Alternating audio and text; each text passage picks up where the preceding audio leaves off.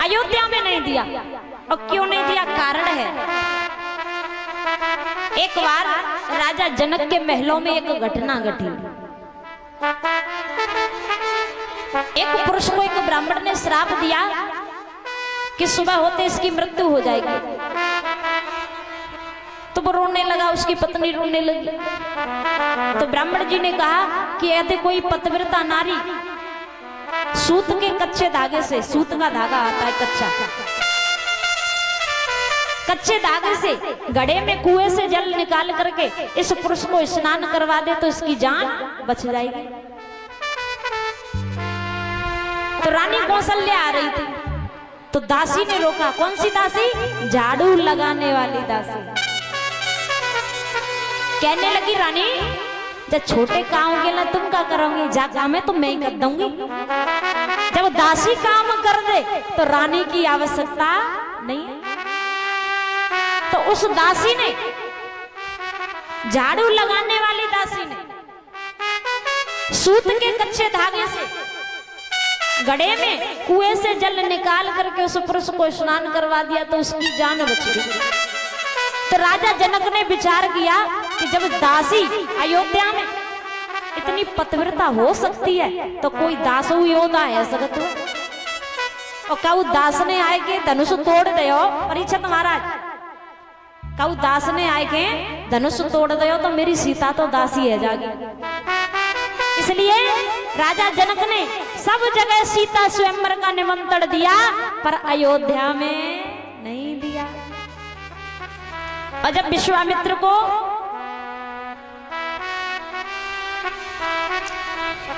ये संदेश मिला तो राम लक्ष्मण को लेकर के राजा जनक के महलों की तरफ जाते।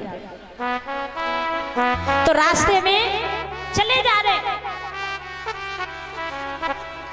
एक नारी के रूप में पत्थर की शिला मिलती है। राम जी ने जब देखा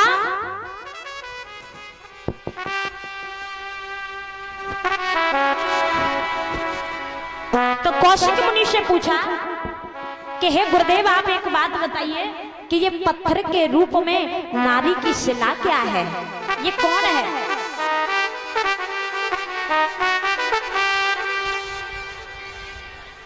तो कौशिक मुनि कहने लगे, हे राम ये वही गौतम ऋषि की नारी है अहिल्या, जो अपने पति के श्राप के कारण पत्थर की। चंद्रमा ने गौतम मुनि के द्वार पर आधी रात को चिल्लाया।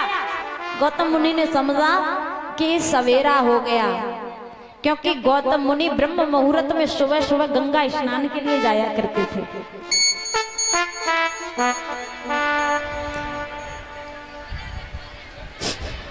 गौतम मुनि जब गंगा स्नान के लिए जाते हैं तो देवराज इंद्र ने गौतम ऋषि का रूप बना करके अहिल्या के साथ में छल किया। और जब लौट के आए गंगा मैया ने कहा कि अभी स्नान का समय नहीं है, जाओ घर, तुम्हारे घर कुछ गलत होने वाला है।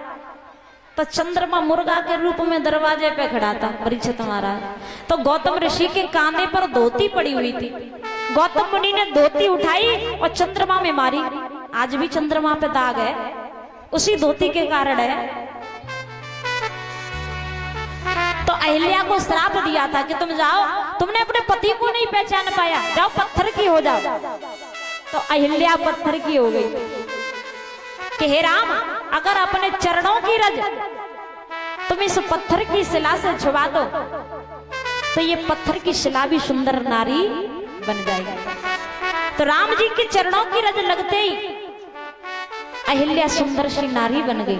बोले रामचंद्र भगवान की जय जय। तो राम जी ने इस प्रकार अहिल्या का उद्धार किया। राम जी पावनी गंगा में स्नान करते हैं, चलते चलते राजा जनक के फूल बागों में पहुंचे। माली से कहा तो माली जाने नहीं दे रहा है अंदर बगीचे में। राम जी ने कहा कि हम राजा जनक के ही मेहमान है, राजा जनक के यहाँ आए, घूम लेने दो। तो बगीचे में प्रवेश कर गए। रात्रि व्यतीत की, जैसे ही सुबह हुआ तो कौशिक मुनि को भी फूलों की आवश्यकता पड़ी पूजा करने के लिए, और इधर सीता मैया को भी जरूरत पड़ती है। तो उसी बगिया के बीचों बीच एक सरोवर था, और सरोवर के पास में गिरजा मैया का मंदिर था।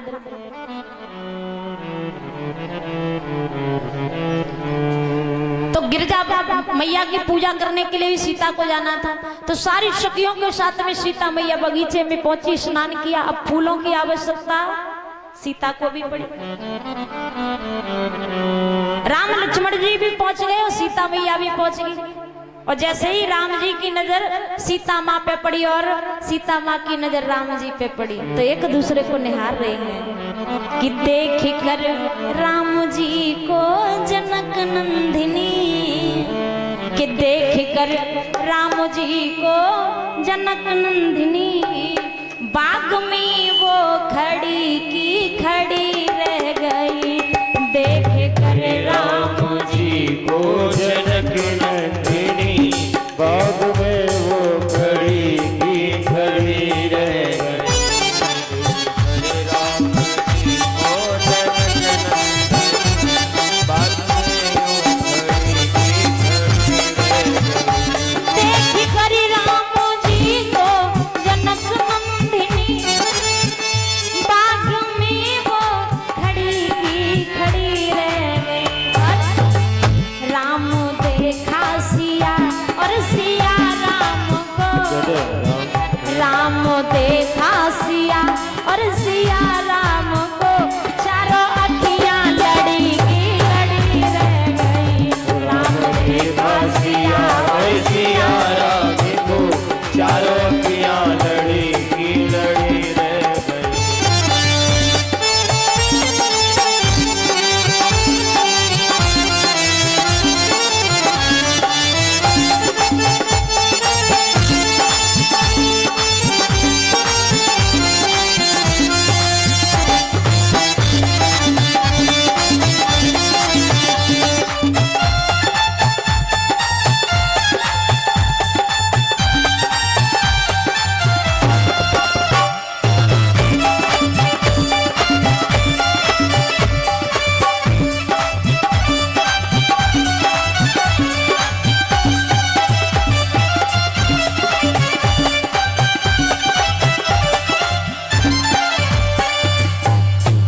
जब राम जी ने सीता मैया को देखा और सीता मैया ने राम जी को देखा, एक दूसरे को निहार रहे।